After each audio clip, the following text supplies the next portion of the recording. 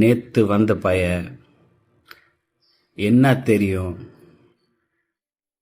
சின்ன பையன், அரசியலை பத்தி என்ன தெரியும்? எக்ஸ்பீரியன்ஸ் இருக்குதா? இதுக்கு முன்னால் ஏதாவது கட்சியில் இருந்திருக்கிறியா? அணில் கூட்டம், எவ்வளோ பேர்கள், எவ்வளோ பேர் சனாதனத்தை ஒழிப்போம். சனாதனம் உங்களை ஒழிச்சிடுச்சு. தட்ஸ் வாட் சனாதனம் கேன் டூ. பெருமையெல்லாம் வேற சொல்லிக்கிட்டாங்க. 200 கோயிலுக்கு மேலே நாங்கள் தான் இடிச்சோம். இப்போ உட்காந்து வேற என்னென்னமோ ஆர்கியூ பண்ணிட்டு இருக்காங்க. இதனால பண்ணலாமா, அதனால பண்ணலாம், இது ஒரு பெரிய ஷாக்கிங்காக இருக்கு.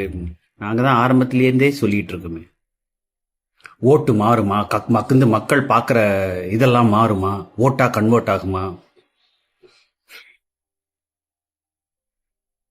இனிமே தான் தமிழ் நாட்டுக்கு ஆக்சுவலி நல்ல காலம் ஆரம்பிச்சிருக்கு. எங்கள் அப்பா சொல்லுவார், எம்ஜிஆர் காலம்லாம் எங்களுக்கெல்லாம் கோல்டன் பீரியட்ப்பா அப்படின்னு. தமிழ்நாட்டு மக்கள் இன்னைக்கு ஒரு சரித்திரம் படைச்சிருக்கீங்க. நீங்கள் தான்.